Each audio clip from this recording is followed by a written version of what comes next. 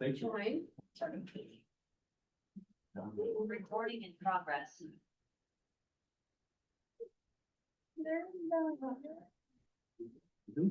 Okay, Senator. I asked him to look at the bulletin board. Wow, you're a genius going. Yeah, it's pretty telling, right? It is. Sorry, now they're sharing. Well, I think I want how much I missed.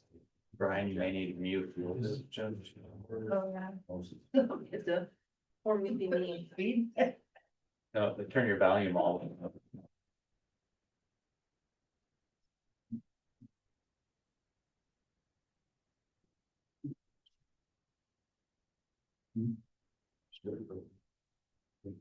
Yeah. Yeah, it's always good.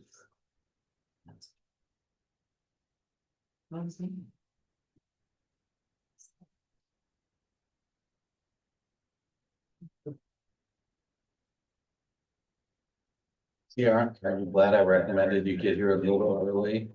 Work out the technical glitches. Patrick knows that. Gotta mute your speaker. Your speaker's all the way down. It is, huh? Okay, so Mic off, there. From the HDMI going to mine.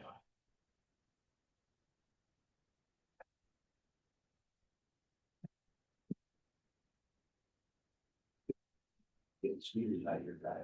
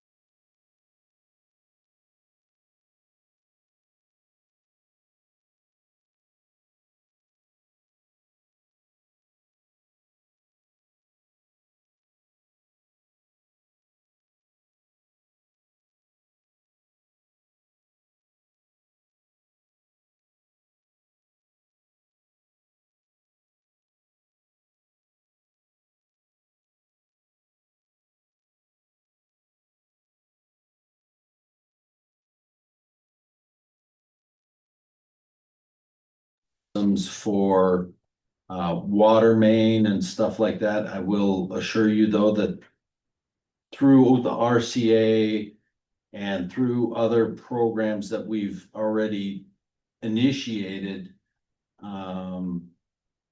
we have funding sources for all of the other water mains that would possibly be installed in the village. Is that a fair statement, Ben? Yeah, and I had an updated conversation with Wade from Hallquist, he's one of these advisory members, last week, and he did acknowledge that they created this fund on a similar 5-year term agreement with the village, and that agreement has termed out, and their intent for how the monies would be used was to get certain properties identified on a map converted to municipal water. All that has happened and more. So they kind of conceded, yeah, the fund has accomplished everything that it's intended to do, and now everyone's just hoping that we keep working together kind of in good faith to Yep. keep using it in a similar fashion, Yep. though just in conversation, the village's obligation to the quarries has kind of been fulfilled. Good. That's a very good update to hear. Yeah. So I don't know that we need to make a decision necessarily tonight. We can certainly think on it a little bit. We can certainly consult with legal if we choose to. But as Melissa stated, it was time to at least have the conversation, and I wanted the full board in on the discussion, making a decision about what we think we want to do with these funds. And I will say that fund agreement, we could work together on that language. So it could be as, I guess, restrictive as you wanted or as open as you wanted. So, Okay. Yeah. Good. Yeah. Well, thank you very much for Thank you all that. so much. Did anybody have any other questions that they wanted to address while we have the expert here though? Ben? I have one. I'm Melissa. Good to see you in real life. Person. Yes. Right now, or there haven't been any disbursements from the fund for a Right. long time. Yes, But when it was being used more actively, there was a committee of 3 voting members from the village that kind of would approve expenditures, et cetera. How would that change if, when this gets updated, if it stays in a similar fashion, or if it switches more to the, I think you called it the legacy fund? or and invested into our pooled endowment, yeah. Cooled it down. Thank Yeah. you. Yeah, so it really is up to you. So we would need a fund advisor or multiple fund advisors who we would take requests from to pay out funds. And so you could create a committee for that, and we could write that into the agreement. You could create a point person, and that person could consult with other people. It just really would depend on how you all want to structure it. Thank you. I know we've ambushed you with this item, but does legal have any initial reactions or thoughts on? Well, I guess my one question I was going to ask is, since the agreement has lapsed, are we just continuing on as it was currently? So does that mean that the administration fee is still the 1%, just continuing on right now? Well, there is no 1% right now. So the original agreement was just that original 1.25% for the term. So it was a one-time fee. So right now it's just sitting there growing, and our administration is for free for right this moment. Which is So what I assume precipitated this kind of question. sure. Yes, exactly. That is part of it.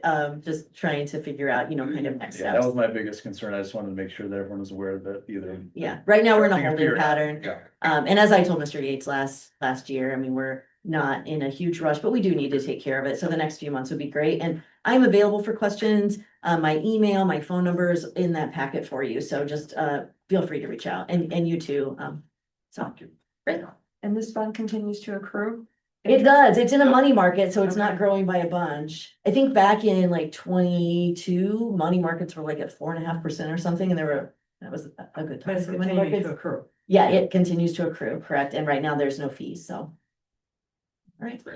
Well, we will we will make a decision soon for you and get this. Okay, I appreciate it. And again, let me know, and I'm happy always to come back as well. Well, and thank you for being Thank you so for listening. accommodating with us and. Great, Thanks so much. thank you. Thank you. Okay, so we either need an action or a motion to Make a do motion to something or table. table or, yeah. Up for how long? Indefinitely. I'll make a motion. Is she gone to- yet? Yeah. I'll make a motion to table, until later date. We have a motion to table. Second. Any other discussion? All in favor? Aye. Any opposed? Motion carries. Item number 11, discussion of possible action regarding the presentation for the bike and ped plan. All right. Moment you've all been waiting for, or at least Brian has. So, Brian, when you joined, nobody online could hear anything. I'm sure it's something new with me. Right, yeah, so I turned you off and, Hey, Kim, can you tell me if you are able to hear us? Are you sure? Go ahead. So now I'm. see, that's gonna be really annoying, isn't it? Yep. Okay, she can hear us changed the, currently now. Microphone to, I believe, this system, so Okay, hopefully, yeah, you can verify with Kim. okay, Kim says she can hear us now, and then, but you haven't started sharing your screen yet. Perfect. You're good. I can't see that far. I'm trying to make it better for the windows. Drop it. What's wrong? Still that. One more years. How's that, huh? Yeah. We'll move this out of the way. Great. Super. Good evening. Great to be back here in the village of Lannon. Recognize some of the board members here. Thanks for coming on out to that community meeting we had back in October. Here tonight to give an update on our process with the village bike and pedestrian plan. We kicked off in July, so now we are well into the meat of it. We've got some chunk of chapters we'll kind of give an update on of where we're at, what we heard from the public, what the next steps are. I'll give a quick introduction. I'm Brian Wiedenfeld. I'm a community planner with MSA Professional Services. We're an engineering company out in Milwaukee. But myself, I have roots right down the road. I was born over here on community hospital way back when, and I'm a Hamilton grad. So it's great to be back here in Lannon and here with you all tonight.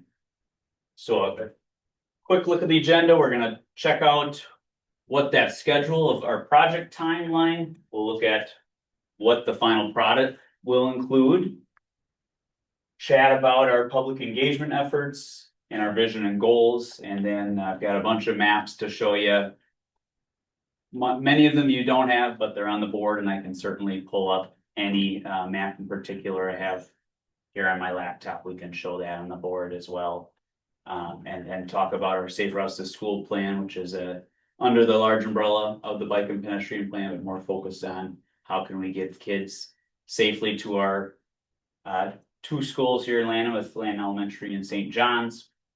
And then we'll talk about recommendations, which I believe the board members do have that recommendations chapter in your packet tonight. So no real action, but more of just an update on where our steering committee has been up to work on.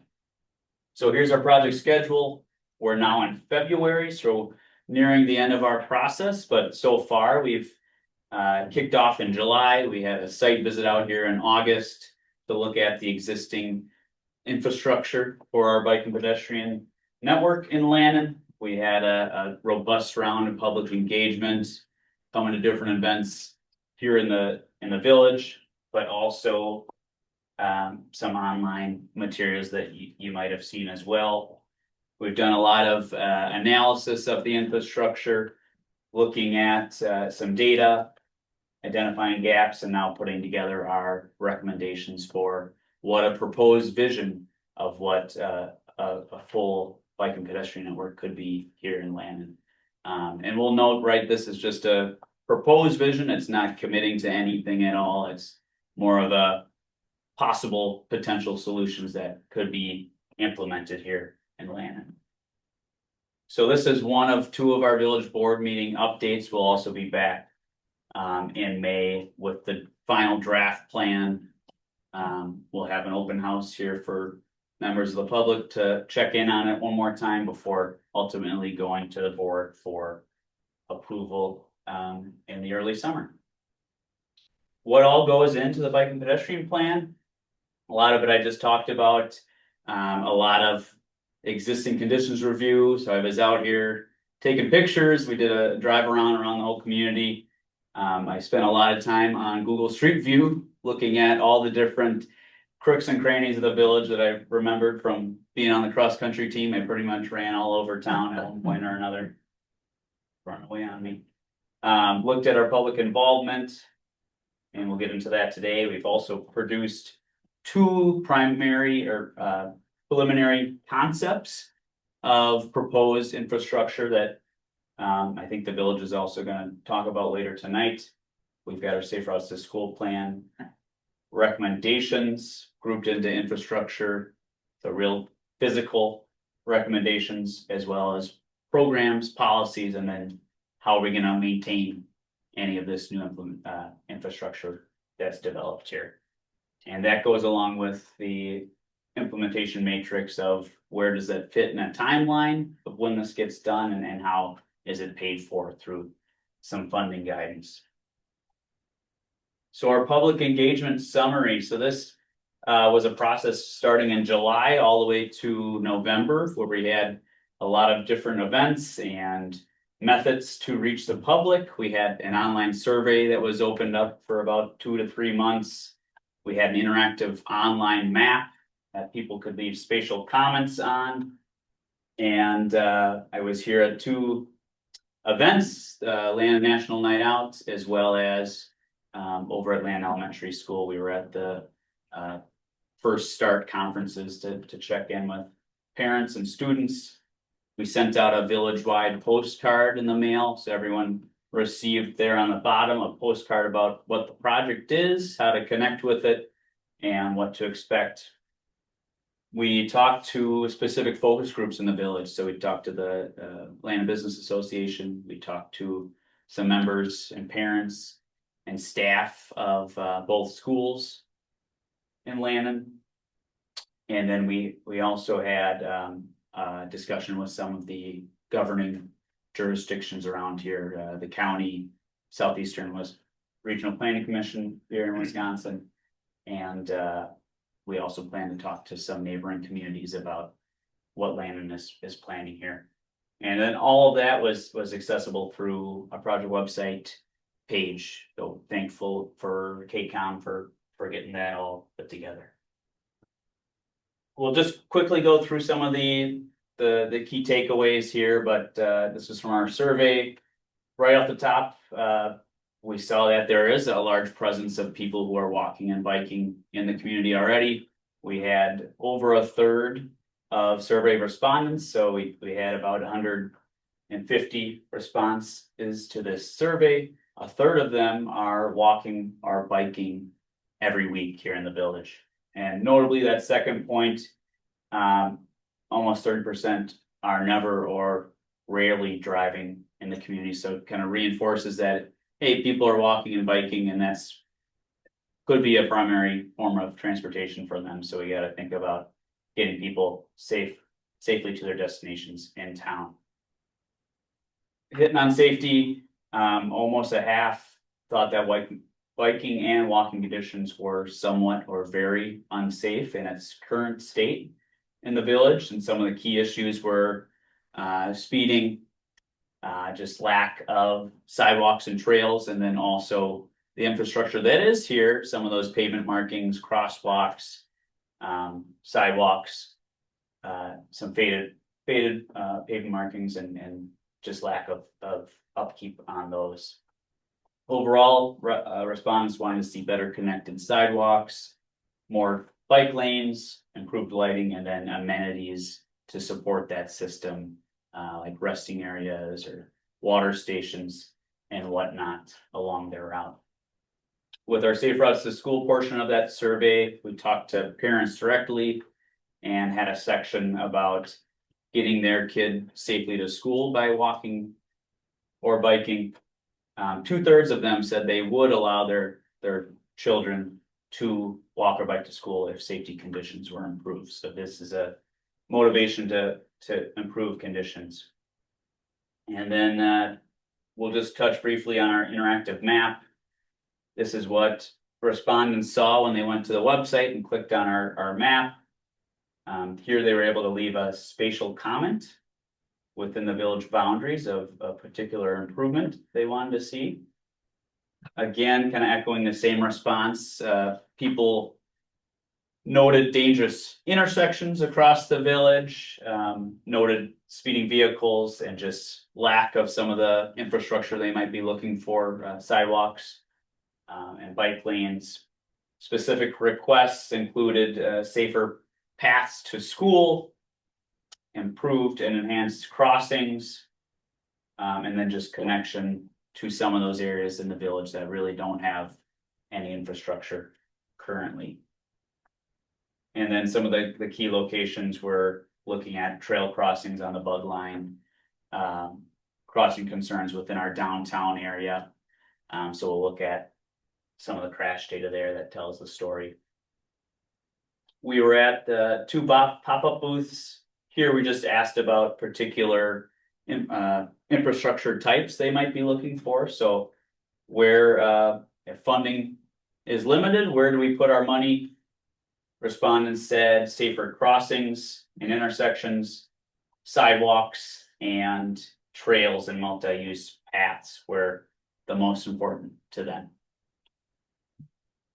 We talked to those focus groups here, just kind of echoing the same type of response that we heard across the board. Notably, we've been talking to Waukesha County, right? I think that's been a battle of with all the county roads here in the village. Who's responsible for maintenance? Who's responsible for those enhancements?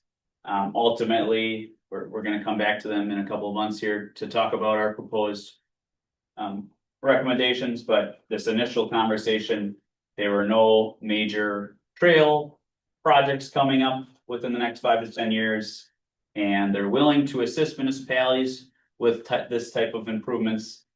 However, right, maintenance is all going to be on the side of the village for any new infrastructure. Notably, there's also no major roadway project for lane widening planned within the village. This brings us to our community meeting we held in October. So we had a bunch of different activities over at Landon Elementary. One of them was a walk audit, and we're thankful for former Chief Dan Bell now for helping out with this walk audit and leading teachers and some students from both Landon Elementary and St. John's and their parents on a walk audit. Jim was there. Thanks for coming, Jim, to check in on a walk route within the village. And so we noted cars, trucks, loud noises, and just feeling unsafe at some of the major intersections on the kids' side. Adults were there also. They noted just some of the missing infrastructure pieces that would make it difficult to get their kids to school. Here was a cool visualization activity looking at all the different places that people might visit within the village and tracing their routes. So we had markers there at the meeting to trace specific destinations, kind of provides a good view of this is where improved bike and ped facilities might be needed. And then finally, all that engagement led to a vision statement that we developed with our steering committee. And we'll read this off quick. This is the vision statement. The Village of Landon envisions a more accessible, interconnected, and vibrant community by developing safe, well-maintained bike and pedestrian facilities that support residents, businesses, and long-term growth. Here are our planned goals that go along with it. So, kind of the guiding force of how we develop our recommendations, aligning with the goals of enhancing safety and maintenance standards, expanding access to residential and community areas, developing a phased implementation plan, secure funding and community support, and then reduce bicycle and pedestrian incidents with improved safety on our infrastructure. Which led to our analysis that we conducted. So we have a bunch of maps we'll show. This is the bike facilities map that we produced, looking at all the existing facilities across the village and then just outside as well. So you'll see we mapped any of the infrastructure that is off-street, so an off-street path like the bug line, or what you might see in Overstone condominium subdivision with a shared use path, but also on street. So anything you'll see here, a paved shoulder where it's a striped line in the shoulder of the roadway where pedestrians or bicyclists could utilize that, as well as bike lane pavement markings that are seen on Good Hope Road or Main Street Road.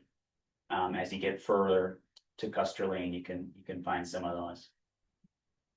Overall, you'll notice that a lot of the interior, the village does have some type of on-street treatment on the major roads. Many of the subdivisions, right, are not going to have any type of treatment, but are a slower traffic road to begin with, so it's a little bit safer there.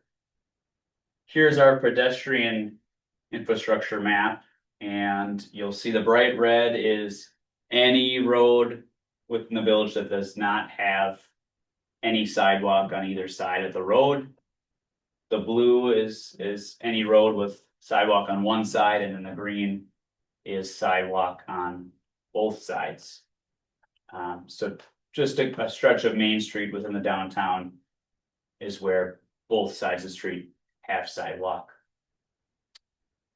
On the dark blue is also shared use path, so we consider that a pedestrian facility. So a good chunk of Main Street does have a shared use path going down it. And then, of course, the Overstone condos has a shared use path as well. We looked at signage within the village. So any type of bike pedestrian signage was mapped here. You'll see that all major intersections and definitely around the school, there is some sort of pedestrian or bicycle signage.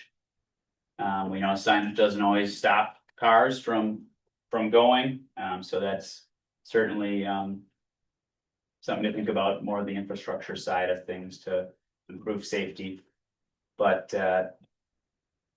some additional recommendations highlight enhanced signage that could be possible. Here's our crash analysis. So we looked at data from the last 10 years within the village from the Wisconsin Department of Transportation. And within those last 10 years, there were 270 crashes within village limits.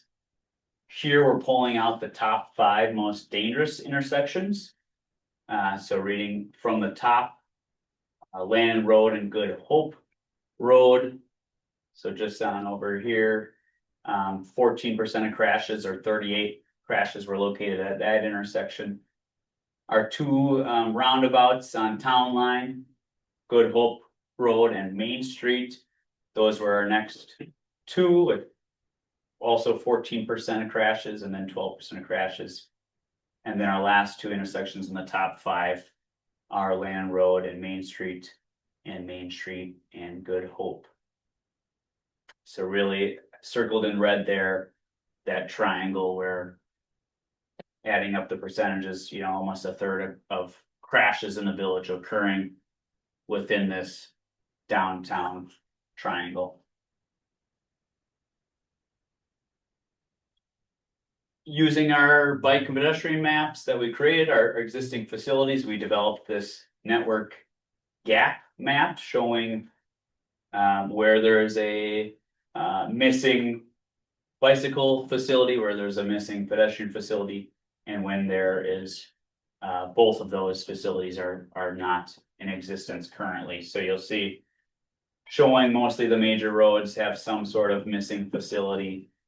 Main Street is getting there with some of the shared use path along the road. We then created a high priority network gap map.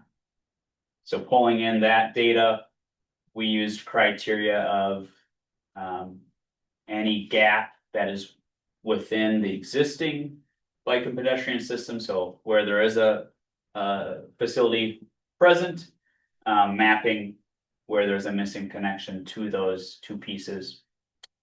Also the criteria of being on a public road, arterial within Lannon. And then we pulled in the any gap that was within a quarter mile to a half mile within a school or major residential neighborhood. So that here is showing slightly more defined corridors within the village of where there could be some improvement. The blue circles are the high priority intersections. We pulled in any public engagement that we heard about specific intersections or the crash data like you just saw to highlight those and provide some specific solutions that you'll see in the recommendations chapter. We also reviewed a bunch of previous plans that could have addressed transportation. So we pulled some of that information, and you'll see that throughout the plan, referencing some of the different government organizations that also govern transportation policy. Our next piece we'll talk about is just our Safe Routes to School plan. We'll just briefly talk about how that comes into play here. This is an appendix of our larger bike and pedestrian plan. So just a subsection that schools can use as a playbook of where to make improvements near their schools and where the village board can also target some improvements within our specific school areas. So you'll see in this map, we're showing the larger district area within the Hamilton School District, and then any schools within the general planning area around Lannon, so outside boundaries as well. For the plan, we specifically focused on Lannon Elementary and St. John's Lutheran. So within that document, you'll see specific public engagement, pulling out key information about schools, and then existing conditions analysis confined to the schools, as well as specific recommendations to the school areas. And here the focus, you'll see these circles and dashed lines are outlining specific boundaries of this school safety zone we've established within the Safe Routes to School document. So that's showing both a quarter mile and a half mile radius around both Lannon Elementary and St. John's Lutheran. So there is where we drew the line of let's target infrastructure improvements within these areas. It's also about the distance of, a 5 to 10 minute walk or bike ride. And typically right at the kind of the limit of what some kids and parents might be allowing their kids to walk or bike to school. So that's outlining both within this map, some proposed and planned projects, and then some potential intersection solutions.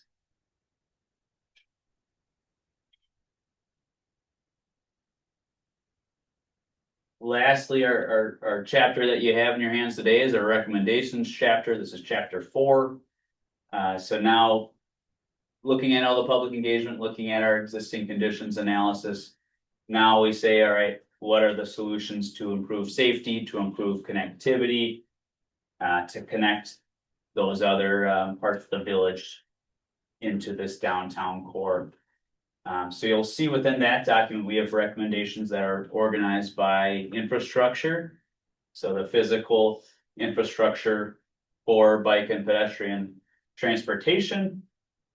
That's under our network section there. We also have guidance, recommendations, potential solutions for things that support that network. So things like bike parking, amenity areas like say more benches or vegetation, trash cans, lighting, signage and signaling. We have some additional recommendations there. And then safety and accessibility. So thinking about things like ADA compliant curb ramps, some guidance there. Then we turn to more of those things that are adjacent to our physical infrastructure, that support the physical infrastructure.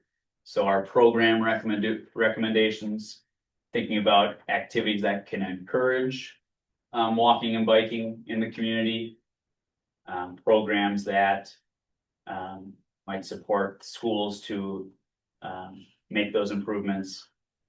And then policies, so thinking about more regulatory issues within the village of supporting bike and pedestrian activity. So there we took a look at the ordinances within the village and have specific recommendations there, thinking about sidewalk usage of bicyclists. Right now, currently under village ordinance, right? It's something that's not clearly defined, but it's, you can't take it through a park. And then, of course, under state law, that is prohibited to take a bike onto a sidewalk. But it does give municipalities the option to say, hey, we are going to allow bicycles to use sidewalk under certain conditions, whether it's age or speed, in specific areas that might be acceptable. So that's an example we might see in the policy section.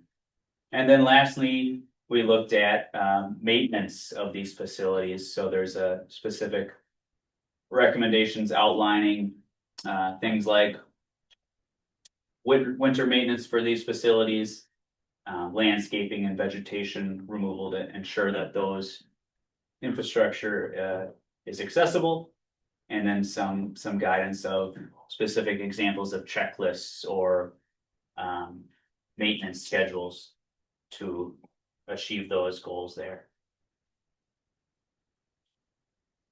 And I'm not going to jump into any of those particular sections specifically, but we can always ask questions. But we'll just look specifically at some of the facility types you might see within the network recommendations section. So the next page will show a map that outlines where these infrastructure types might be. That's our network recommendations map, but here are the specific types of bike facilities, pedestrian facilities, and shared facilities that could be possible within Lannon. So on the left there, starting with bike facilities from top to bottom, these are in order of, say, the top is the most safe type of bike facility. The bottom is still a bike facility, but not considered the most safe or accessible for someone who doesn't bike quite a bit. So at the top is that protected bike lane. That is a physical separation between the street and the cars and a bicyclist. And whether that bicyclist is on the actual road, maybe in a shoulder or a specific bike lane, or they might be raised off the street onto more of a sidewalk level. We also have conventional bike lane. That's kind of more of a general recommendation you'll see throughout that section. That's more of a painted standard bike lane you might see just about anywhere across Wisconsin. That's going to be a general facility that is provided. And then lastly, a shared or signed bicycle lane or route. So this is going to be a simple pavement marking that shows, hey, bicyclists can use the road here. Or you might see a sign that says bike route. So there's none of that specifically within the village currently, but that is a strategy a lot of communities use to get that kind of first initial gateway into providing some additional access to bicyclists. And then our shared facilities column there, that's going to be anything from your shared use path that's providing full separation from the road for pedestrians or bicyclists to use that facility. Oftentimes there's a vegetation buffer, say along a road that provides some additional separation. We have bike permitted use of sidewalk that we just talked about.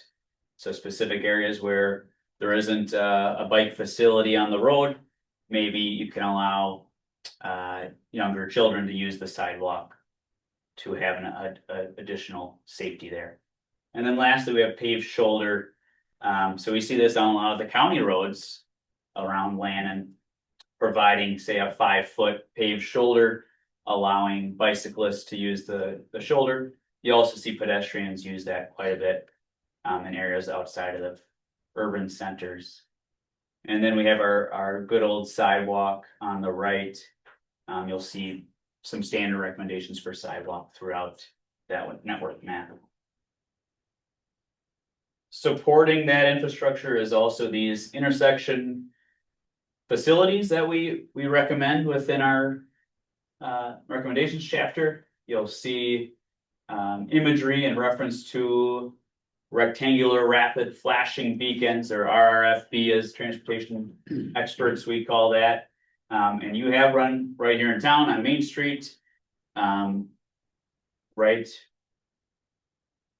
actually near the Whispering Ridges. There's that crossing there that provides a flashing beacon for pedestrians, bicyclists to hit a button and then stop traffic and alert traffic that, hey, someone is crossing the street. You also have recommendations for repainting some high visibility crosswalks. We see, that's something that the county has done, but that doesn't always last very long. And then you have a lot of crosswalks that are not maintained well.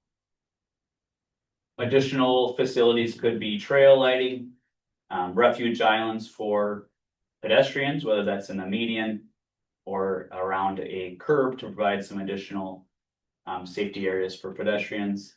And then you'll see within our Safe Routes to School plan and then our recommendations chapter, emphasizing some enhanced safety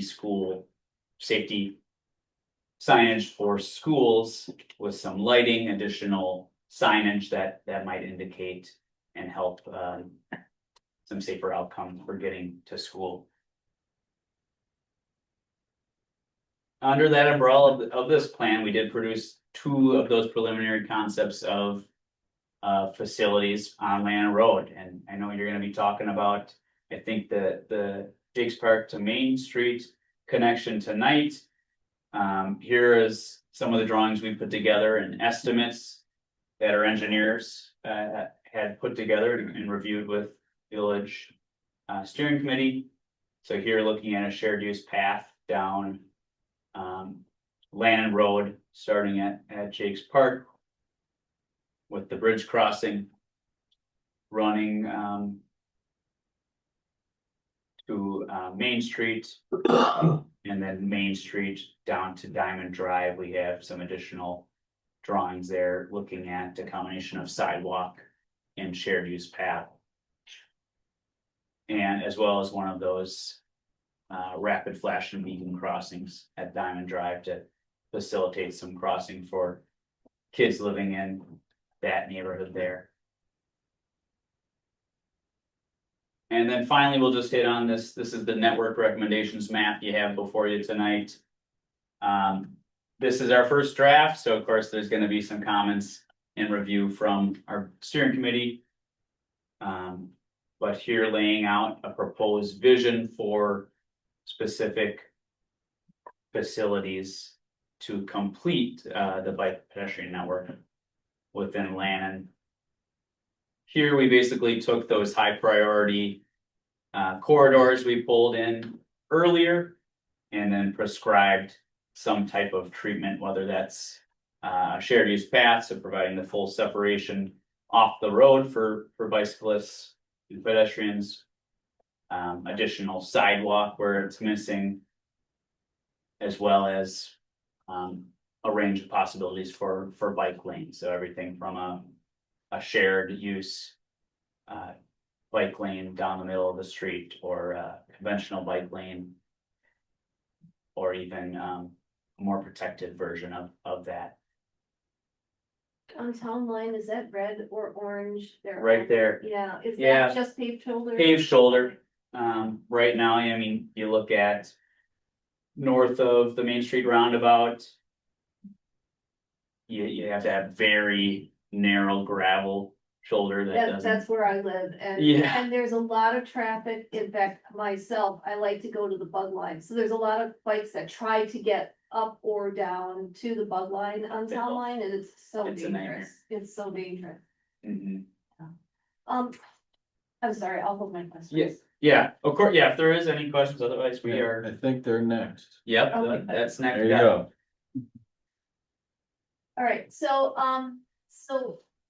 help me, understand, and I understand some of this, but maybe you can reiterate it. So if we're talking about doing, particularly if we look around Landon School where we're talking about doing bike and, sidewalk. Yep. The funding looks like, special assessments to residents. Is that? For sidewalk.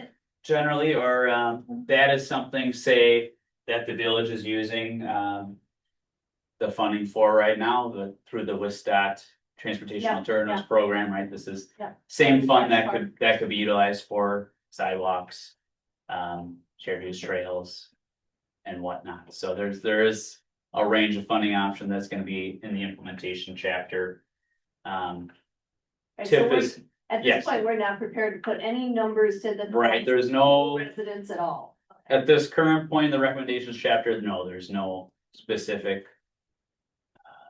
costs outlined, and that is something that, talking with the steering committee, it's kind of a range of, hey, if we could show you real cost estimates, or otherwise we just provide more general So dollar I amounts. will clarify that there were some cost estimates, there were some specific segments and areas that were identified Right. as part of this plan. And there were some cost estimates assigned to those in a very broad and general sense. Mhm. And their estimates. And then that is kind of what the steering committee has used to prioritize those projects. And then funding sources will come down the road, later down the road, and we'll identify those sources and whether or not we're gonna apply for, and we have applied for some WISDOT funding.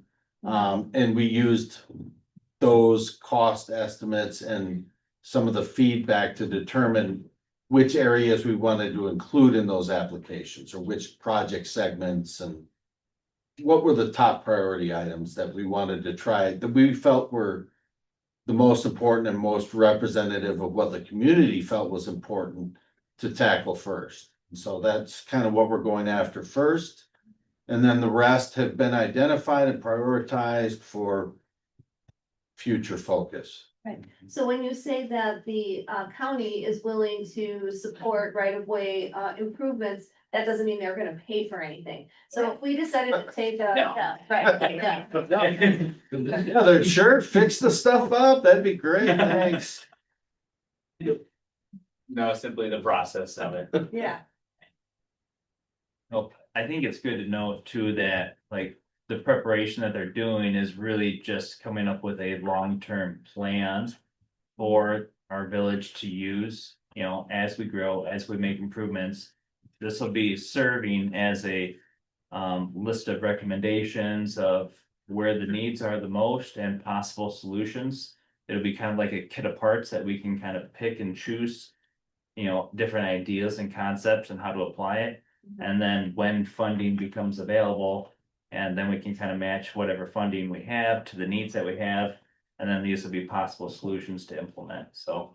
And then we do have, as part of the safe routes to school, there was, two areas that we identified of the greatest need, and that were part of that application, and that was the Lannon Road. From Good Hope to Diamond, and then,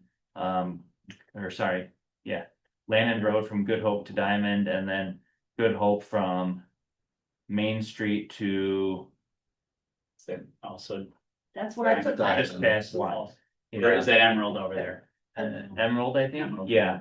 So those were the two that were identified that went into WISDOT for a grant application. So, and we'll find out what, in a year or two if we qualify. Should be later this spring sometime. Yeah, sooner rather than later.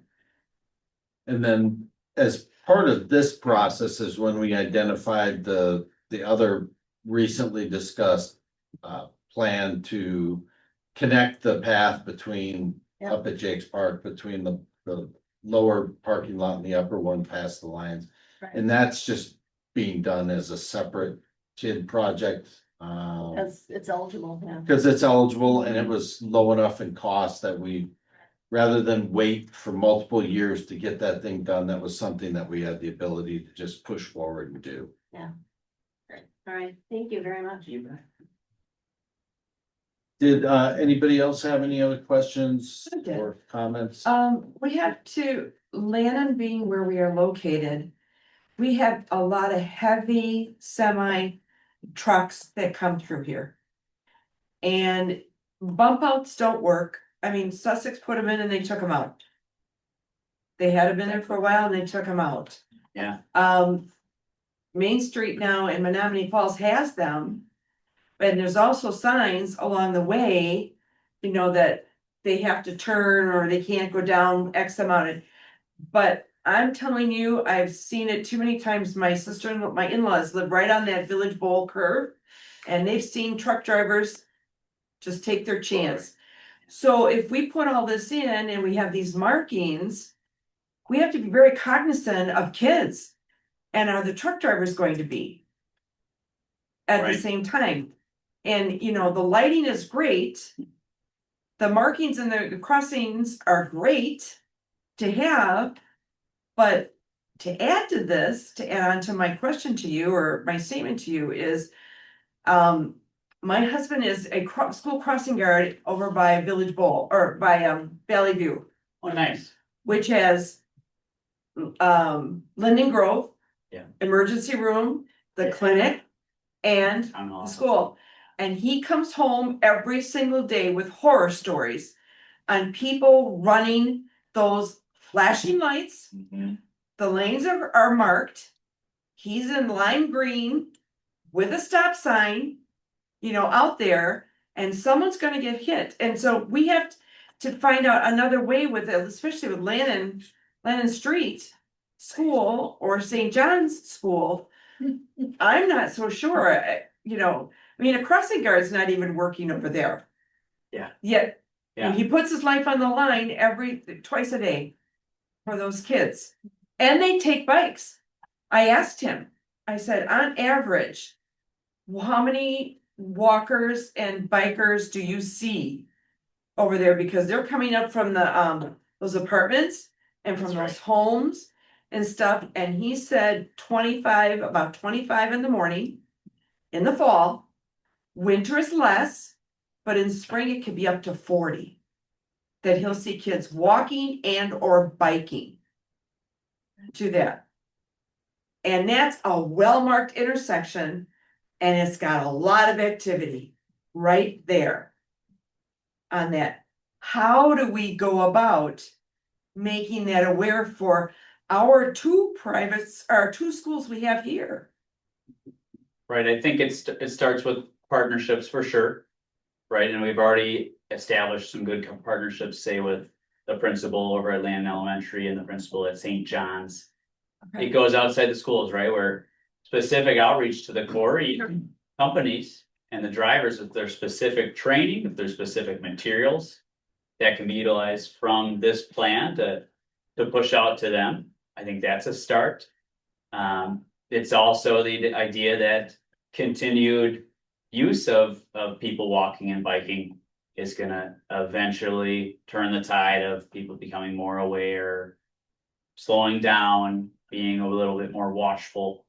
But I agree, right? There's gonna be, certainly, enabling more walking and biking can be an issue at first of people aren't changing their behaviors. Officer Brenda. I was just Yeah. gonna say, the police is gonna have to step up Enforcement, and be in there, because, you know, we've got, from the quarry, we've got dump trucks yeah, right at that intersection of Lannon and Good Hope.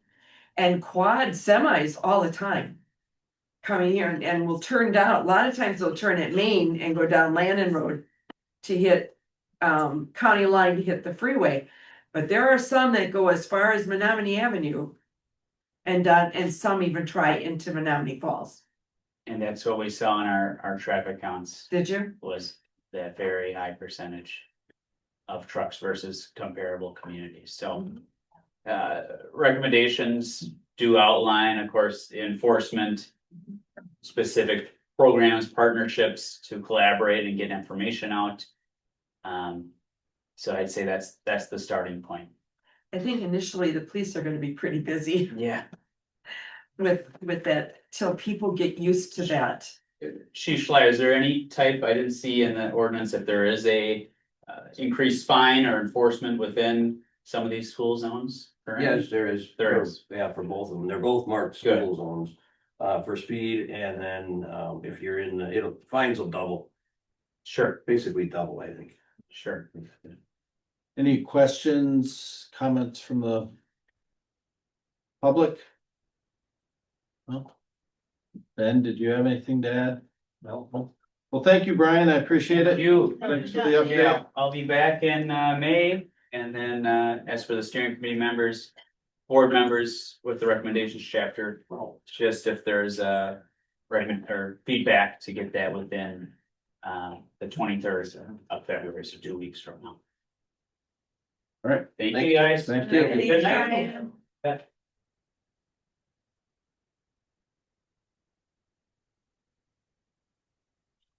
All right, well, no action or anything needed on that. That was just an update item. Item number 12, discussion and possible action to adopt the 2026 reserve capacity assessment fee related to water system connections.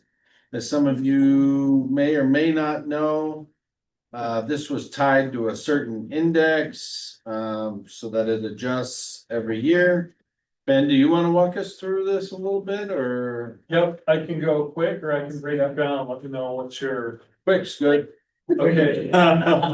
Oops, it's tied to the construction cost index from Engineering News Records, so the RCA ordinance went into effect in January 2022, and the ordinance that's been adopted, which is copied on the sheet in your packet, says that every January we'll renew this fee. It slipped my mind for last month, so putting that on here. You can see back in 22, the fee originated at $7,923. Last year it was $8,665, and it'll go up just shy of 3% for 2026, $89.09. That's on a per equivalent meter basis, so if there's large water user connections, they'll pay according to the number of equivalent meters identified in the table on that sheet. Is that table based upon a 1-inch diameter? The base meter size actually is a Oh, 5/8 and 3/4 are both considered one equivalent meter, and then it goes up from there.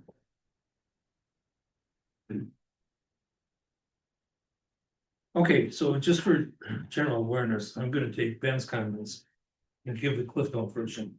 So in 2022, when the majority of connections were made, the owners had to pay $7,923. It was determined at that time that there would be a formula that going forward for future connections could not be at that same price. So that formula stated that every year that fee would be recalculated based on, construction cost index. So that's where we are, that's where we've gotten in, 5 years. So we've gone from $7,923 to connect to $8,909. Have I captured that accurately? Yep, pretty close. Okay. Yeah, and we figured, there was a couple different indexes that we could have considered. We felt this was the most appropriate one because it more accurately reflects the work involved in making the connections. Would there be a point to cap this at some point? 20 or 30 years down the road, would we ever want to cap it, or not that we need to talk about that today, but. I think the assumption is by then they'd all be connected, but So this fee schedule, how we calculated 79.23 back in 2022. There's actually like a 30 or 40 page report that steps through the math, which is basically how many water connections at build out are expected in the village, how many total equivalent meter connections. And what is the cost of the infrastructure to build out the water system? And you just do the straight math and you come up with a number. And then this RCA fee has been discounted in large part by the quarry fund, and that's already been kind of accredited to that. And then this is the remainder. So the index is just basically to account for construction inflation every year. That original report does say like, hey, if there are major changes to the build out of Lannon in one direction or the other, then you would redo that whole analysis and you could kind of start over then. But you wouldn't want to cap it without kind of rechecking those kind of baseline parameters. and that would be the reserve capacity assessment study that was done by Trilogy. And that, I believe, is on the website. It should be, it was under the water stuff at one time. Yeah, it should be, so. Yeah, all the water Just make files sure are kind that- of indexed on that water project page. Yeah. It's not as easy to find as it used to be, but it's still on there.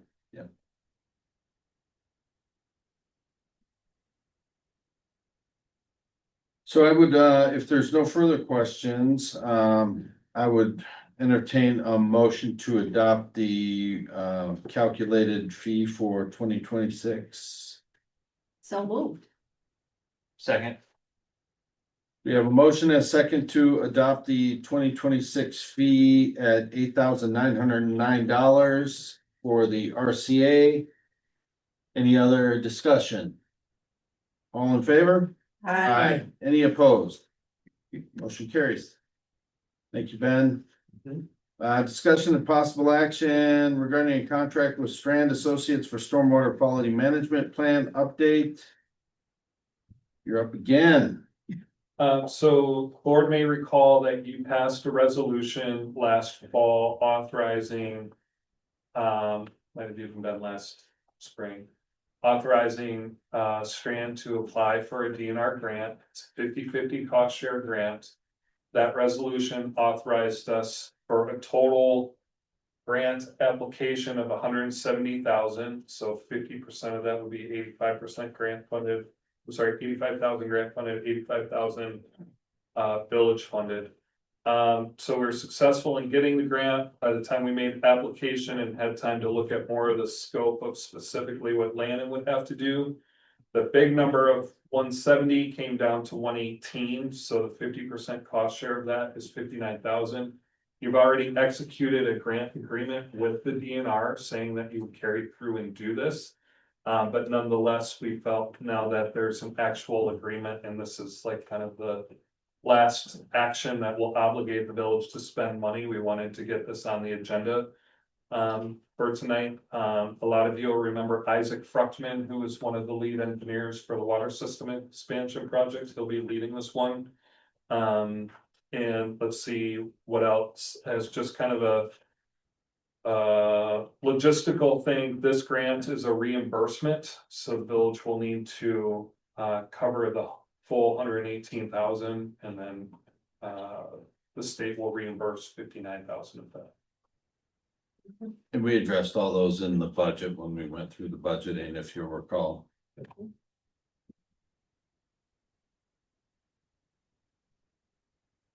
you have any questions for Ben? Otherwise, do I have a motion?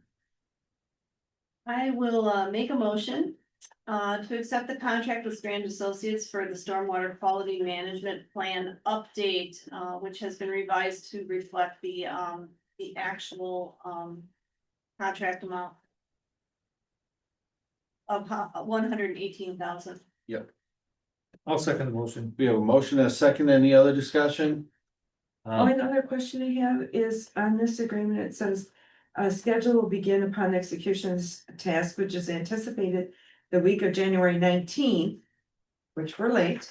Yep. The services are scheduled for completion June 30th. Will that June 30th date be pushed off because we're late? No, you're fine. It's June 30th of next year. Okay, And it's okay. If anything, we're probably just a little overly ambitious and projecting when that would be ready. okay. That's the only question I had.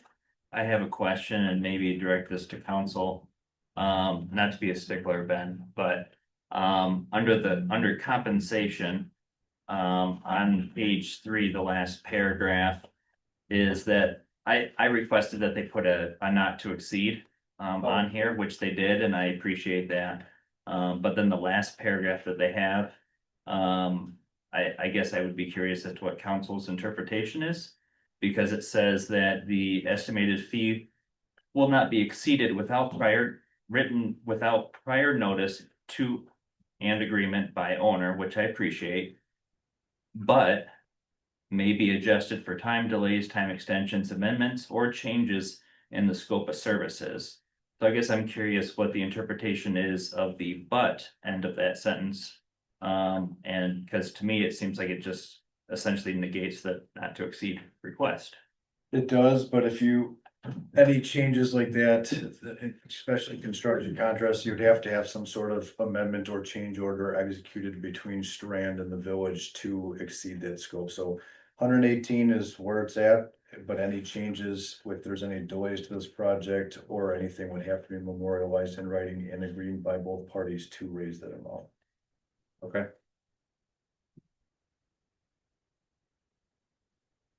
That's my only question. Okay, so we have a motion and a second. Any other questions? All in favor? Aye. Any opposed? Motion carries. Oh, now this finally get to a fun one. Discussion and possible action regarding an update to sewer packs, sanitary sewer service area for the villages plural of Lannon and Menominee Falls. It's gonna be another one for Ben, so take a deep breath first. Yes, so. Sewer Pack, Southeastern Wisconsin Regional Planning Commission. They are kind of appointed by the state to cover a lot of planning responsibilities for the 7 counties, I guess now 6 counties. In southeast Wisconsin. Washington County recently withdrew. But one of, in this case, one thing Sewer Pack does is they author and keep on record sewer service area plans. Sewer service area identifies areas that are eligible to be served by municipal sewer service, but not required to. So think of it akin to what you're probably more used to with a comprehensive land use plan versus actual zoning. Comprehensive land use plan in and of itself doesn't mean anything changes with how land is being used, but it kind of sets the tone of, okay, it could be rezoned to something that fits that plan.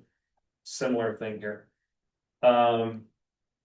Sewer Pack admits that Lannon and Menominee Falls are in a pretty unique situation in that we have a joint SSA plan for both municipalities.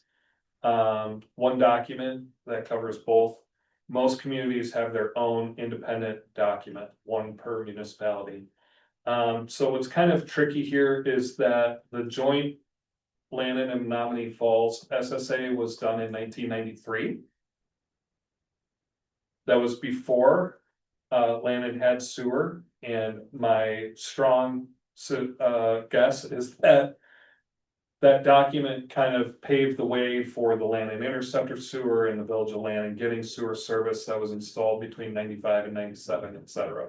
It would have been one of those necessary overarching planning steps to take place. And frankly, not surprising to me that that was done jointly with Menominee Falls at the time either. So what's tricky is about 2.5 years ago, apparently Menominee Falls requested that Sewer Pack do a full update. It was geared with the overall objective of Menominee Falls wanting every area in its village to be identified in the SSA as being eligible for sewer service. Back in 1993, there were several areas that were identified as just being unsewered altogether. So it's logical, you know, from Menominee Falls standpoint, with all the subdivisions going up, et cetera, that they want to get this overarching planning step taken care of, so they can continue to expand sewer kind of anywhere that they would need to. The trick is, we found out that this update being led by Sewer Pack is it's kind of in the 11th hour and arguably the 59th minute. They've been working on an update for about 2 years. They said that they reached out to the village a couple of years ago, but you know, it's just kind of not sure what to think about that, but they happened to reach out to me a little over a week ago and just say, oh, hey, there's a couple of maps in here for Lannon that impact the environmental corridors. But otherwise, this update's scheduled for final action at Sewer Pack's commission in March. It's kind of like, whoa, time out. Of particular interest to Lannon is that there are areas north of the village, like north of Jake's Park along Lannon Road, that were previously unsewered, identified as not being served by anyone. And now those areas through this update, if it's approved as is, would just be part of Menominee Falls sewer service area. Typically, what Strand has observed when Sewer Pack is doing this for unsewered areas between two other municipalities, they'll encourage those municipalities to kind of like work it all out between them and figure out what makes sense as far as like where the infrastructure would work, etc. And that just didn't happen here. So the plan was scheduled for February 3rd for a public hearing at Sewer Pack's Commission. It actually did go to public hearing at Menominee Falls on February 2nd. And I was sent the plan for the first time on January 27th. So I discussed the situation with Patrick, and what we did is we sent a letter to Sewer Pack signed by both Patrick and myself, just kind of saying like, hey, regardless of what's in here, we just object because this is a joint 1993 joint sewer service area plan that one community requested an update for, and by whether intention or accident, the other community, Lannon, was not given a fair opportunity to participate in. So we sent that to Sewer Pack on the 2nd. The executive director of Sewer Pack replied and said they pulled it from their February 3rd agenda so that they can provide time to coordinate with Lannon. On February 2nd, Menominee Falls proceeded with their public hearing. Actually, I had a chance to review and listen to their public hearing comments. I at least want to commend their village board that they were all given, well, and village staff really, they shared our letter with the board members, and the board members asked some thoughtful questions to sewer pack staff and to Village of Menominee Falls staff about Lannon's concerns. Menominee Falls' position in that was, as they were being guided by sewer pack, was sewer pack's looking at it as Menominee Falls is asking for an update only to portions of the plan that impact them. And so that Menominee Falls could still proceed to take action to adopt the plan. So they did that, and that's okay.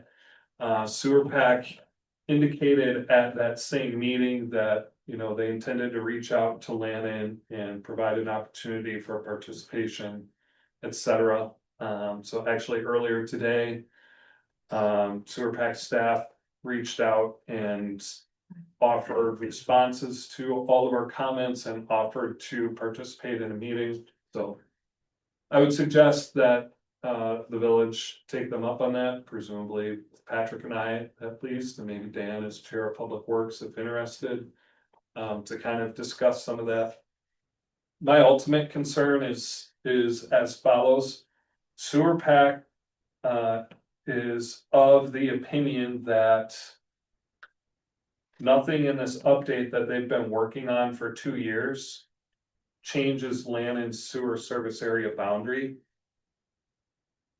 My main contention is that it impacts Lannon by way of exclusion. There's all this unsewered area that, as the land lies, would flow tributary to Lannon. Marfberg's Overstone development that's already been built when those sewers went in. We made sure that they were put in low enough to serve adjacent parcels in Menominee Falls, etc. We didn't do that because there were any agreements or anything like that. We did that because that's kind of engineering best practice, that you put your utilities in on your property in a way that they will conveniently serve the neighboring property. So I just want to have an opportunity for some of those conversations to be had. I think sewer pack is still kind of the opinion that one party to that original study can request an update, and that conversation can be had, but it might not change anything. My contention, while there's no like attorneys copied on any of this, is still how can you have a joint document in 1993 that now can be entirely updated by one party without the other? There's kind of a procedural thing there that just kind of implies collaboration, regional planning even. So that's the conversation that needs to be had. Included the copy of the letter in the packet, just so that the board is aware of it. I have had no communication with Menominee Falls, but they were copied when we sent this letter. Last Monday, Patrick, I'm assuming you haven't heard anything from Menominee Falls. Surprisingly, no. So the intent here isn't to be an obstructionist over any plans that Menominee Falls may intend to proceed with. It's to see that there's collaboration happening. If the plan is adopted as is by sewer pack, then basically it just makes it that much harder to have the conversation when lands actually develop north of Lannon. If there are lands previously unsewered that now would logically flow to Lannon, then you would have to go through an amendment to that plan in order to set things up the way that, you know, the pipes would actually flow, etc. I think while that could happen in the future, I think the chances are very, very slim unless, you know, that's kind of hashed out right now, while those unsewered areas are kind of being identified for service right now. So that's kind of the intent. That's where things stand, and So I have one question. Can you speak to a little bit, because I think through our conversations, I think one of the primary concerns is the updates to the environmental corridor designations and how that affects private property of property owners and land. And so if this is a sewer service area, can you explain why they're looking at something that would be presumably more of a DNR function? It's a great question, and admittedly, I didn't fully grasp it until I listened to their presentation to Menominee Falls last week. Sewer PAC back in the '70s was delegated authority from the state to create a water quality plan for southeastern Wisconsin. So part of that water quality plan is to protect natural areas and environmental corridors from development. And one of the ways they do that is by creating these sanitary sewer service area boundaries that kind of restrict development to areas that are not these environmental corridors. Gotcha. So yes, Patrick's right. I guess I wanted to hash out kind of, I mean, while not the intent to again, be obstructionist about what Menominee Falls is trying to do, undoubtedly, this is probably a little bit contentious or coming out of nowhere for Menominee Falls staff or boards. So in case anyone hears anything on that level, I wanted you to be aware. But then another thing that impacts Lannon is that the environmental corridors are proposed to change. Now, changing the environmental corridors, since Menominee Falls requested the update. To update the SSA, they update the environmental corridors, and it gets back to kind of this whole cycle of how the planning happens to protect water quality. Menominee Falls requested the update. Menominee Falls or Sewer PAC had to follow the public hearing and public participation process as it relates to Menominee Falls. But Sewer PAC said, well, we'll update the environmental corridors for Lannon also. Again, I have a concern procedurally that if Lannon were to go along with updating the environmental corridors, it would be doing so without like public notice to landowners in Lannon. It matters because primary environmental corridors versus secondary. Primary have a lot of restrictions on development that can impact a lot of things. I'm not here to say whether or not that's a good thing or a bad thing. I just particularly believe that if some boundary is going to change on a landowner's property that could impact how they can use their property, they should be given notice to it. So this letter also has a line in here that we object to that, just not on the substance of it, but on the procedure of wanting Lannon to have fair public notice. Now, for what it's worth, there was not a single public comment at the Menominee Falls public hearing. I don't know if Lannon went through its own process and went through the update of the environmental corridors that anyone would care, but I personally would be concerned about a situation where if Lannon just goes ahead with it right now and a landowner doesn't find out for another 5 or 10 years that they can't use their property the way they wanted to, I just feel like there should be an opportunity for notice at this point while it's getting updated. Whether or not signs are pointing toward unlikely that any property owners would actually engage in it, but it's kind of a procedural thing. But Lannon still does have the option to go along with the environmental corridor updates as proposed, but that's something that Sewer PAC said they would cover with us in a follow-up meeting with Lannon. Yes, Jerry. They're adding a service area. How is that gonna impact the waste treatment plant in Sussex? Who's gonna pay for that? That was gonna be my question. That's the other thing that Ben brought up. It's like there was no real mention of how this might impact the interceptor or the sanitary, the sewage treatment facility. You know, these are all things that they surprisingly just kind of allowed to be just kind of glossed over. It's, Well, actually, it does talk about the sewer treatment plant just in really big generalities. Right. Okay, so in a really large generality, this is adding. Did they say over 5,800 acres to the sewer service area for Menominee Falls, which represents an equivalent population of about 15,000 people.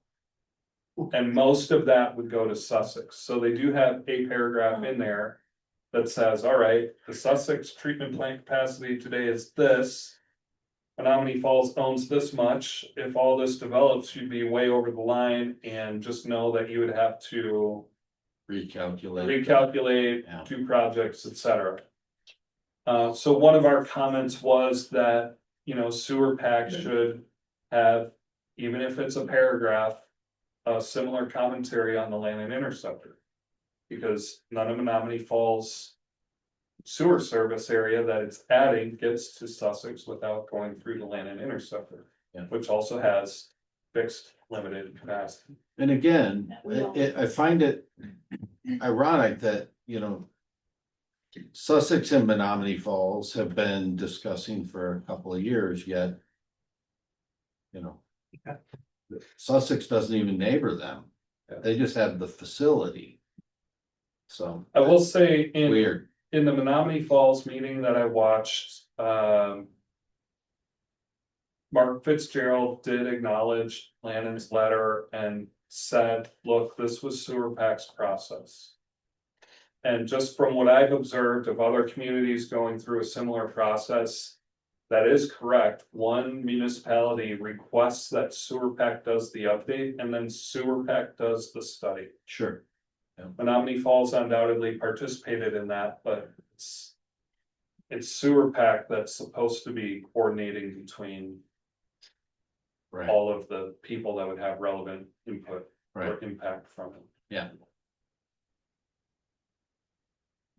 So I guess, that being said, unless folks have questions, I think really the action that we might be looking for here is to just, maybe go ahead and authorize, myself and Ben and, trustee Batiste to initiate and have discussions with sewer pack regarding follow-up items from the update to the SSA. Yeah, absolutely. I'd like to thank Engineer Wood and President Yates and Mr. Batiste for being on top of this and catching this. It seems like kind of a big thing to be made aware of 5 days before action's taken on it. So I would like to forward a motion regarding the sewer packs sanitary sewer service area for villages of Lannon and Menominee Falls. I would authorize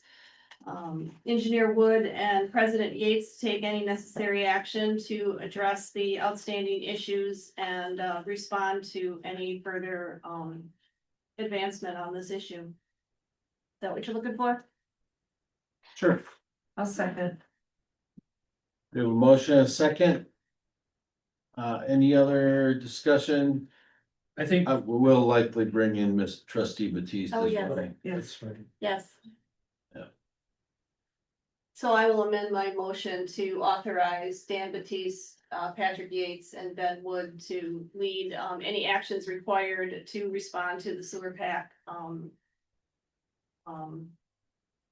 SSA update. SSA update. Thank you. We have a motion, an I will amended amend. motion, an amended second. Any other discussion? All in favor? Any opposed? Motion carries. Item 15, discussion possible action regarding Strand preparing the stormwater MS4 annual report. This is an annual, as the name states, requirement that we complete. Ben? So we've been getting better at this year over year. I think in the past, we've been asking more in the range of $3,000 to $3,500.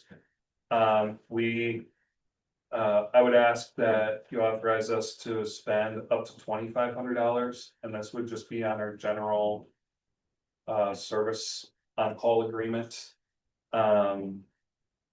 After going through this last year, the village was audited, and that led to putting into some more paperwork and tracking for the building inspector to do. I may recall some of those discussions last year, so hopefully things will be even more efficient this year as we prepare that. It's due March 31st. That's all I really have on that. I'm looking for a motion to authorize Strand to perform the stormwater MS4 annual report in an amount not to exceed $2,500. I'll make that motion. No second. We have a motion and a second. Any other discussion? All in favor? Alright, Aye. Any opposed? Motion carries. Excellent. Now we're looking. Discussion and possible action regarding preparation of a request for proposal for engineering services related to the Lanham Road pedestrian path project jointly funded by WISDOT. So this is back to, oh no, this is a different section, sorry. This is a different section from the one that is being designed that connects the two parking lots. Yep. So the original intent of this, and you should have a little map in your packet that has a little clouded bubble drawn generally around the project expense. This goes from the southern parking lot at the park down to and across the bridge, and then along Lannon Road until it ties into some sidewalks, kind of south of Hemlock. I previously, my previous recollection was that it went all the way down to Main Street, so I'll have to talk with DOT to see how they would sort that out, but the limits would be as shown here, similar to the process we went through on Good Hope Road. The village received funding and has already signed the state municipal agreement with DOT to carry out the projects. Construction won't be for a few years yet, but the time is now to start with soliciting engineering proposals, get an engineer on board for this.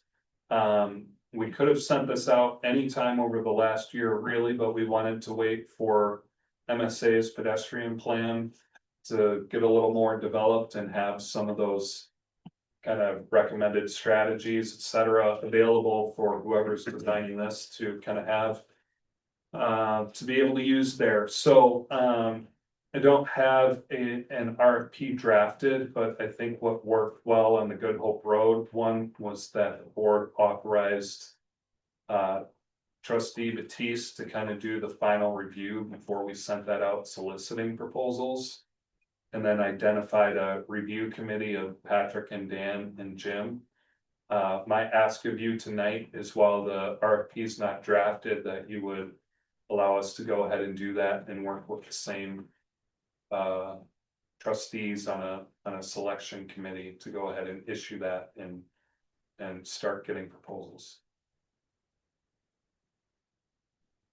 Okay, well, I will forward a motion then that we authorize Ben Wood, village engineer, and Dan Batiste to forward possible action regarding preparation of a request for proposal for engineering services related to the Lannon Road pedestrian path project jointly funded by WISDOT.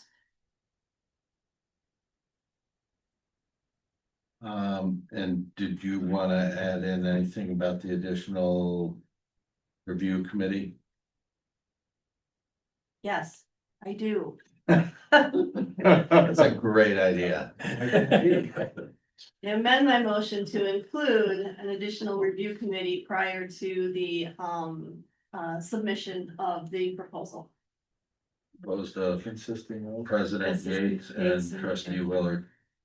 All right, President Yates and Trustee Willard. You got all that, Brenda? Sorry. It's past my bedtime. I'm fading. That's okay. You're here and you're trying. We have a thrice amended motion in a second. Any other comments? My intent is to have then a recommendation back to the board at the April 13th meeting. We will see. We will see. All right, great. Thank you, Ben. Yep. Any other discussion? All in favor? Aye. Any opposed? Motion carries.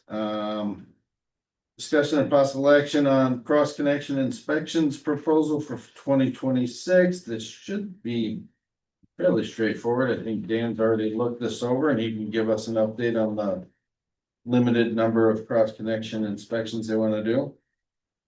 Yeah, so this is for 12 properties that have been identified in the community as high risk. They're all commercial properties. I forwarded that list over to Brenda just before the meeting.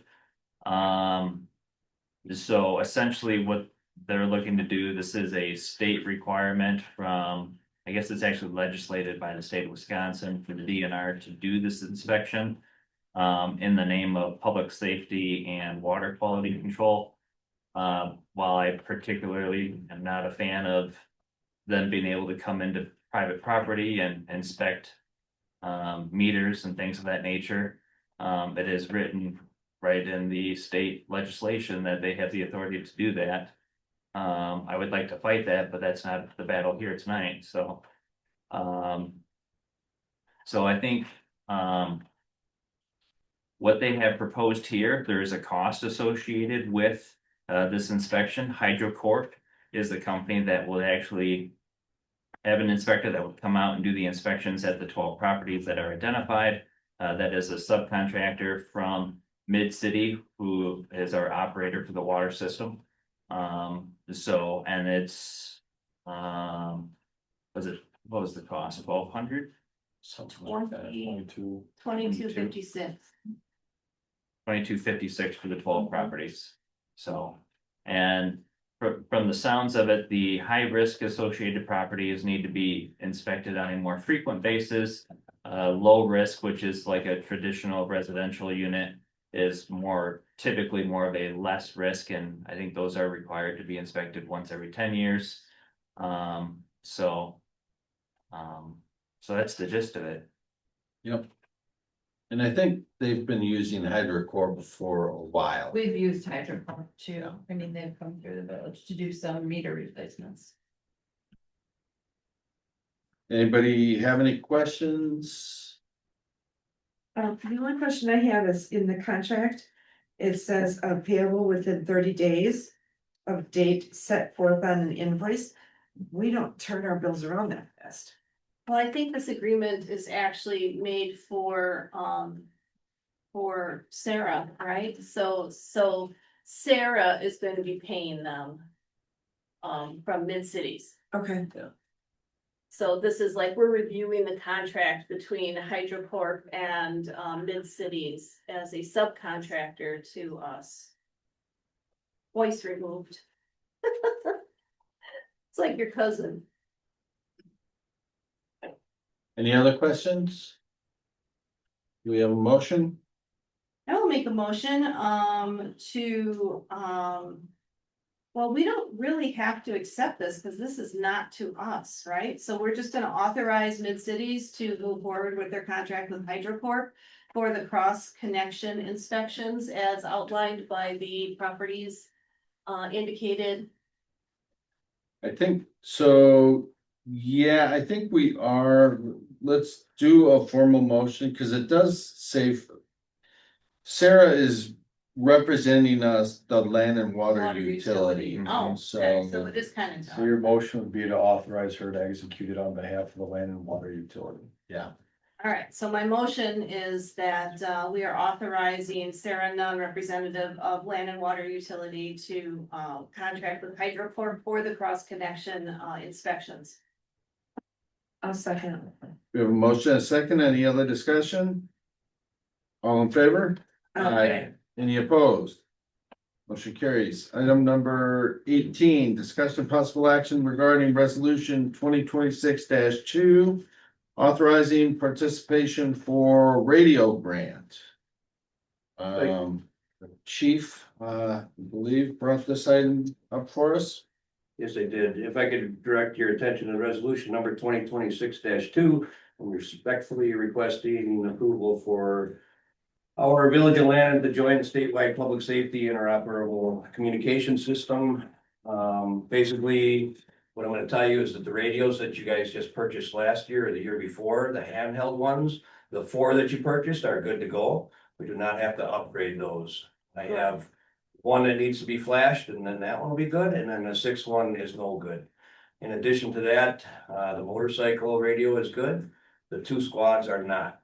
So I'll be asking you for some money for new radios here. I apologize for doing that in the second month of the year after the fiscal year, after we agreed upon a budget, but this came to my attention and I had 1 week to apply for this grant.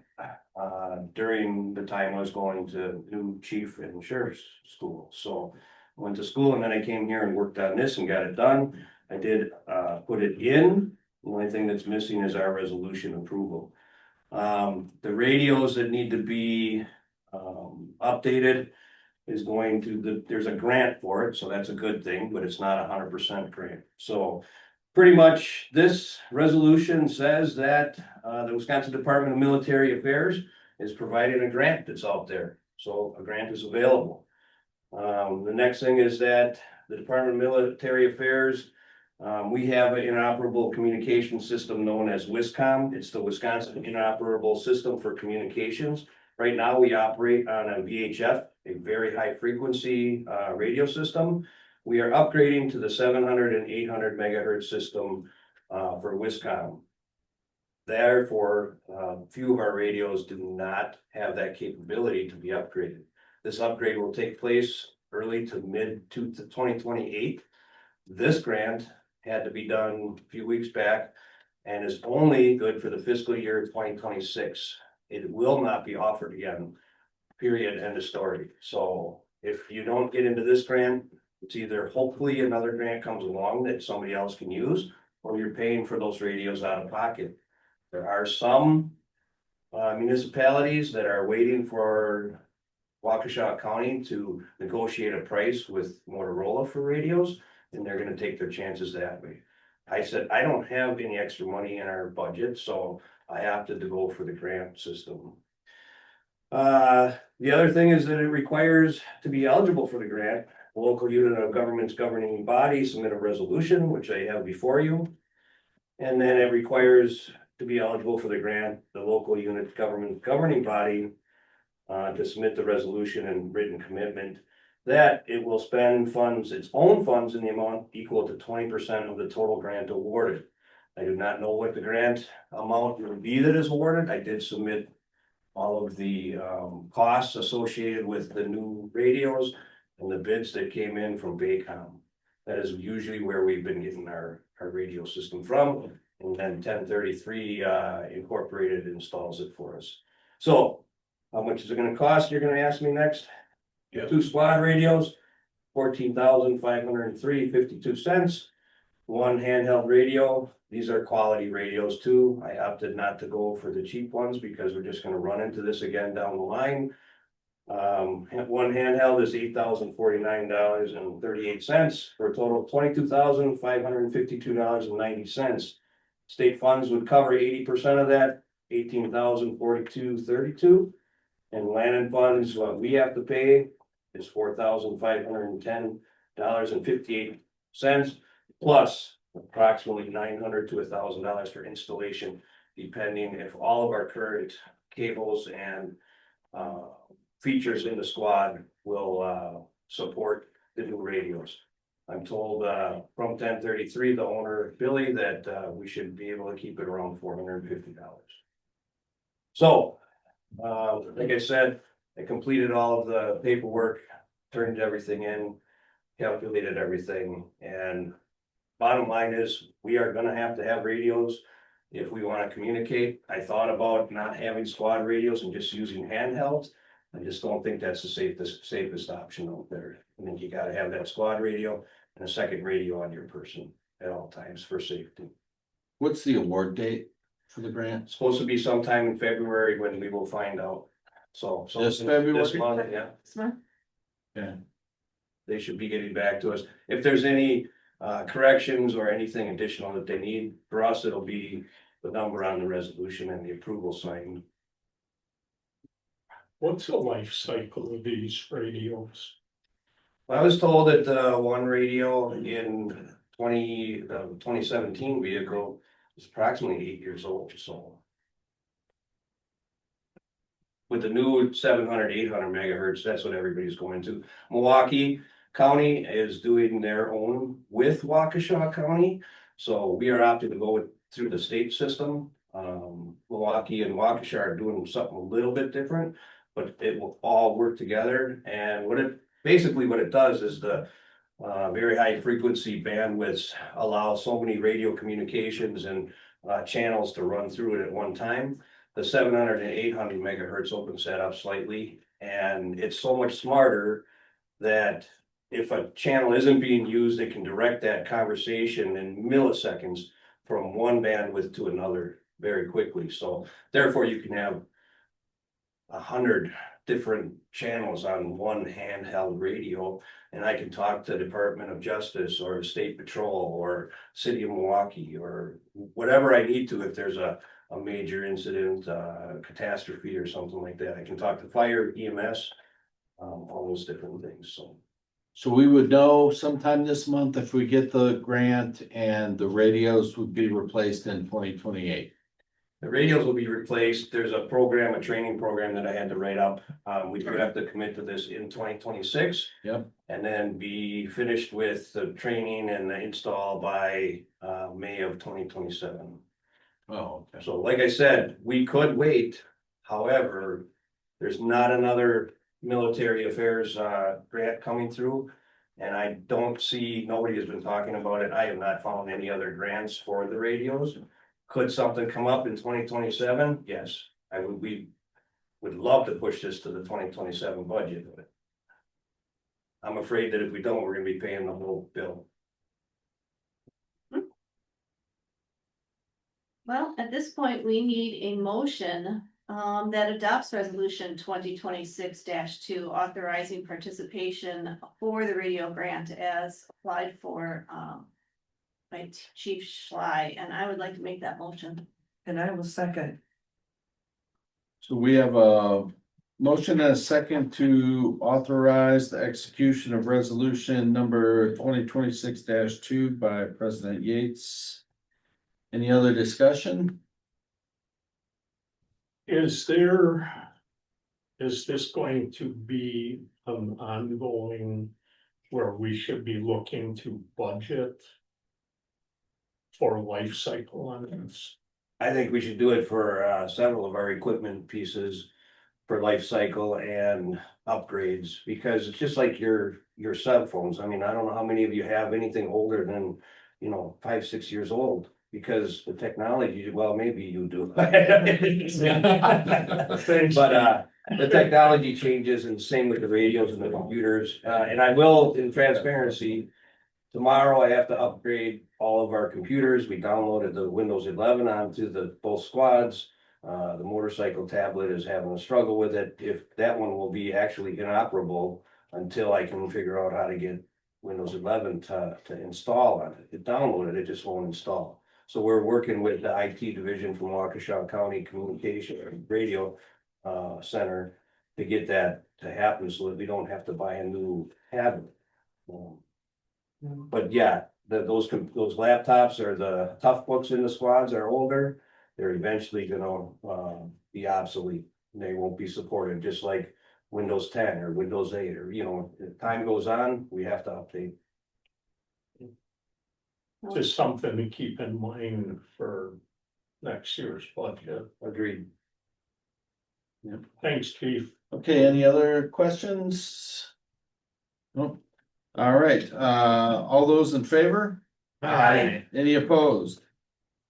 Motion carries. Item 19, discussion of possible action regarding 2026 events for the village of Lannon. So there's been a couple of requests from Got the one from Miss Mannerschmidt regarding the annual car show.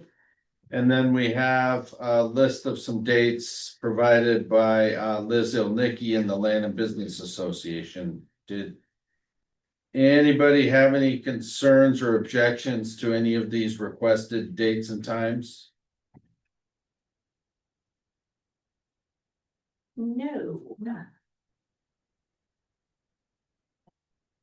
Okay, then I guess what we would be, why don't we do this just to memorialize this and get it on the record? I would entertain a motion acknowledging that the Land and Cars on Main Car Show will be July 26th, 2026. The Easter Bunny Meet and Greet with Selfies event will be Saturday, March 28th at 11 a.m. Village Hall Community-wide Rummage event will be held Saturday, May 2nd. And the 3K Awareness Walk for Hope and Healing, September 12th. That's a Saturday from 8 to noon. Halloween Parade Party Trick or Treat event, Saturday, October 31st at 1 p.m. And the Holiday Tree Lighting event, Santa Party, Friday, December 4th at 6 p.m. Obviously, there'll be some other events throughout the village, but those will be the responsibility of other parties, and we can discuss those at those times. I so move. We have a motion. Do we have a second? Second. We have a motion in 2 seconds. Any other discussion? I will point out that Liz is stepping back from doing the planning of these events, and she's looking for Parks and Rec Committee, which is me, to oversee the events, help manage the promotion and planning of those that are held at Village Hall. So I will be foisting that upon those around me to help me with those events. So if anybody is interested in helping with those events, please contact either Brenda or myself, and we will make sure you are on our volunteer list. Great. And don't forget your committee members as well, too. So. Yes. Okay. I guess we have a motion, a second. All in favor? Aye. Any opposed? Motion carries to memorialize the request for those dates for those activities. We'll move forward to item 20, discussion and possible action on payment of the bills. I make a motion that we pay the bills as presented from Brenda earlier this evening. I'll second. We have a motion and a second. Any other discussion? All in favor? Aye. Any opposed? Motion carries. Item 21, engineers report. Anything else, Ben? One last thing, so obviously the generator's been set up here at Whispering Ridge. We'll have to circle back at some point with the condo association on landscaping and updating, so. And the bollards are set already? Yeah. I honestly don't know. I didn't see them. I would be surprised if they were. Yeah. But just as that topic will come up later this spring, just take a drive past there and start brainstorming that.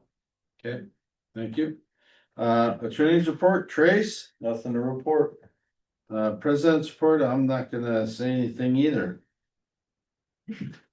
Make a motion to. Second. Motion and a second to adjourn. Any other discussion? All in favor? Aye. Any opposed? Motion carries. We're adjourned. Yeah.